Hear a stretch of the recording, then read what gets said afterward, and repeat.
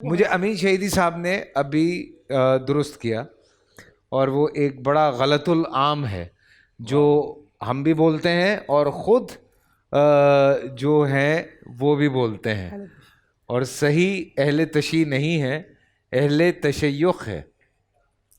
یہ جو اصطلاح ہے جی یہ ہے اہل تشیع۔ ٹھیک ہے، عام طور پر شیعہ بھی اور اہل سنت بھی غلط بولتے ہیں اہل تشیع۔ ٹھیک ہے، تشییع اصل میں جنازے کے پیچھے چلنے کو کہتے ہیں۔ اچھا تشییع جنازہ یعنی جنازے کے پیچھے چلنا اور اس کی مشایعت کرنا، یعنی اس کو خداحافظی کہنا اور اس کو رخصت کرنا۔ ٹھیک ہے، تو یہ اہل تشیع نہیں ہے، اہل تشیع ہے۔ تشیع یعنی حب، محبت، پیروکاری اور کسی شخصیت سے وابستہ ہونا۔ ٹھیک ہے، تو یہ جو امیر المؤمنین علی ابن ابی طالب علیہ السلام کی محبت اور ان کو اپنا امام ماننا ہے، اس کے لیے جو لفظ استعمال ہوتا ہے وہ تشیع ہے۔ احادیث میں بھی اس لیے تشیع ہے۔ تشیع اقبال کا وہ بڑا معروف کلام ہے، میں نے وقفے میں آپ کو سنایا تھا۔ انہوں نے کہا کہ ہے اس کی طبیعت میں تشیع بھی ذرا سا، واہ واہ، تفضیل علی ہم نے سنی اس کی زبانی۔ علامہ اقبال۔ علامہ اقبال کا تو وہ جو امیر المؤمنین کو زیادہ پسند کرتے ہیں اور ان کی زیادہ تعریف کرتے ہیں، ان کے لیے بھی شیعہ اور اہل تشیع کی اصطلاح استعمال کی جاتی ہے، تو اس لیے لفظ ہے اہل تشیع۔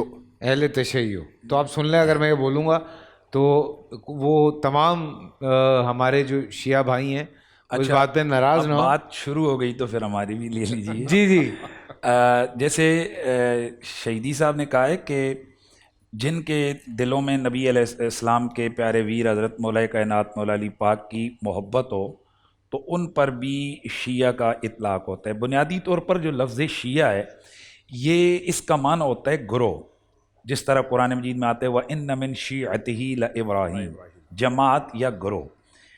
اور اسی طرح جس وقت صحابہ کرام کے دور میں جب مشاجرات صحابہ کا ایک سلسلہ ہوا، صحابہ کرام کے آپس میں معاملات ہوئے، تو اس وقت یہ اصطلاح کھڑی ہوئی تھی، یہ کوئی نئی نہیں ہے۔ ٹھیک ہے، کہ جو حضرت علی کے ساتھی تھے انہیں کہا جاتا تھا شیعان علی، اور جو حضرت معاویہ کے ساتھی تھے ان کو کہا جاتا تھا شیعان معاویہ۔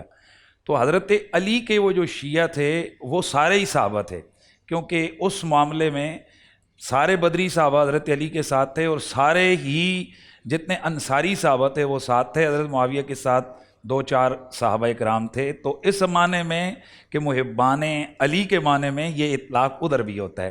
اور محدثین کرام کی اصطلاح میں 2 الگ الگ بحث ہیں، ایک ہے شیعہ اور ایک ہے رفض۔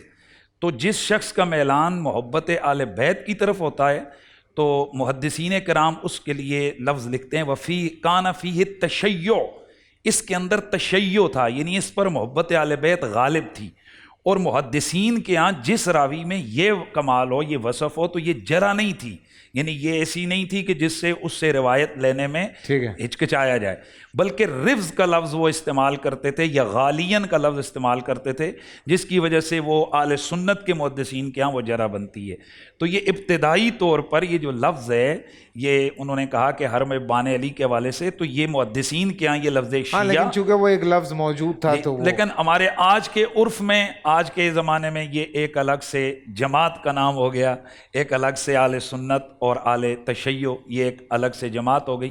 آج کے دور میں ہمارے ہاں یہ جو لفظ ہے تو یہ اس معنی میں نہیں میں ہے۔ تو یہ کہہ رہا تھا کہ بھائی ہم آئندہ اگر میں اہل تشیع بولوں گا تو میرے جو وہ بھائی یا بہنیں جو اہل تشیع سے تعلق رکھتے ہیں وہ ناراض نہ ہو جائیں کہ یہ کیا بول رہا ہے، غلط بول رہے ہیں، یہ غلط بول رہے ہیں۔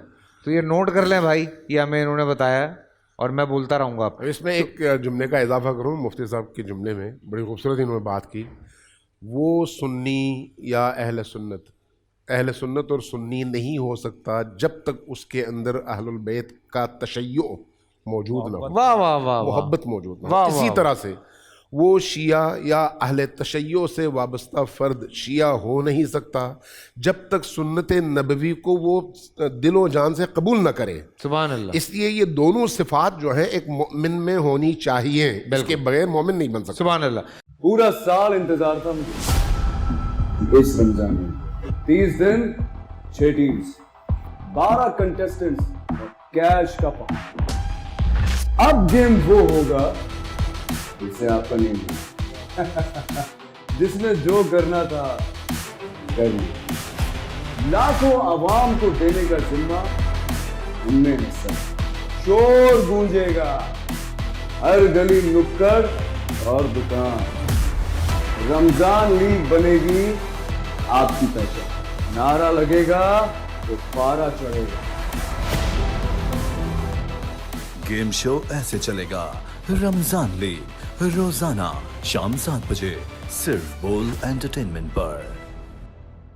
बोल एंटरटेनमेंट के शोज देखने के लिए हमारे चैनल को सब्सक्राइब करें और बेल आइकन पर क्लिक करना ना भूलें।